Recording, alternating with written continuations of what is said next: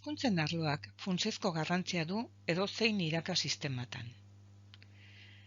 Eskola munduan hizkuntza kontuan indarrean dauden programa nagusiak azalduko dira aurkezpen honetan.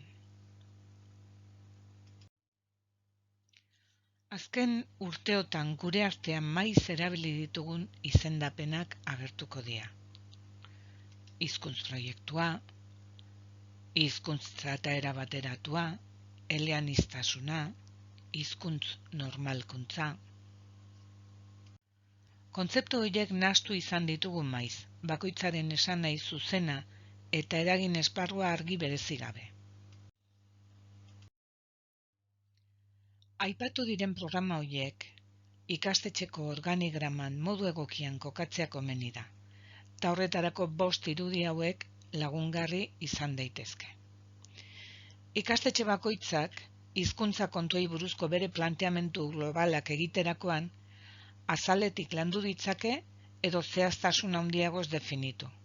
Berak erabaki behar du non dijo. Praktikan 5 ereduak izan ditzake eskueran. Lehenengo irudia. Eraketa molde sinpleena da. Hizkuntza kontuen arloan berariazko programarik eratu ez duen ikastetxearen funtzionamendua erakusten du. Ikastetxe honek hezkuntza proiektuan oinarritutako kurrikulum proiektua du, soilik. Honen barruan, arlo bakoitzak bere kurrikulum propioa du. Hizkuntza bakoitzak duen moduan. Baina hizkuntzen artean ez dago aparteko loturarik. Hau guztia aurrera eramatearen ardura ikastetxeko antolakuntza arautegiak ezarritako organoek dute, zuzendaritzak edo pedagogi batzordeak.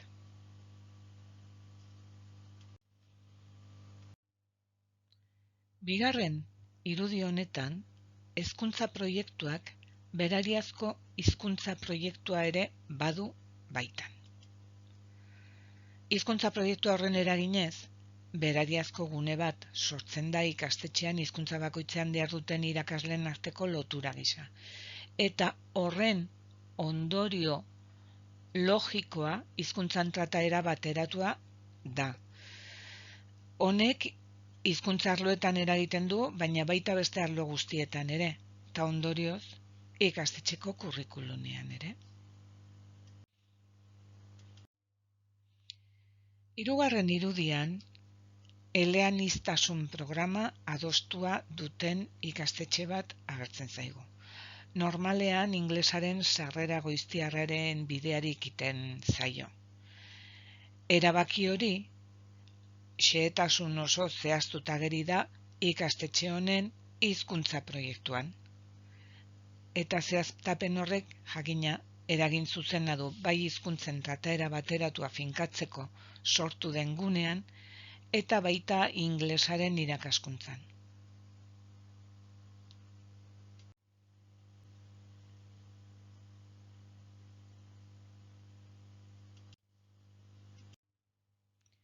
Laugarren irudi honetako ikastetxeak hizkuntz normalkuntza programa adostu du, hau da Ulibarri programako parteidea da.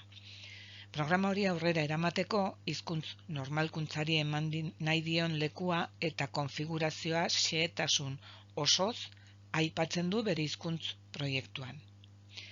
Hizkuntz normalkuntzarako batzordea sortu du bere organoen artean eta ikastetxeko hizkuntz normalkuntzarako proiektua garatu du.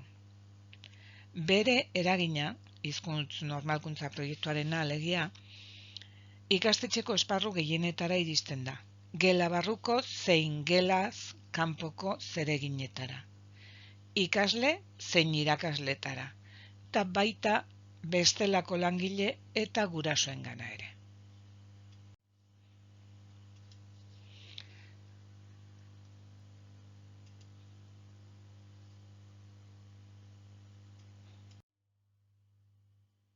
Bosgarren irudi honetan, hizkuntza kontuan erabaki osatuenak hartu dituen ikastetxe mota bat azaltzen da. Hizkuntzen trataera bateratua lantzeko, eleaniztasun programan eta hizkuntz normalkuntza programan buru belarri ari da. Antolamenduz osatuena da beraz. eta legian berezia egiten du programa bakoitzerako behar diren baliabideak eta funtzionamendu egiturak ziurtatzeko. Hizkuntza programa guztien arteko koordinazioa eta lotura egokiak lortzen saiatzen da etengabe.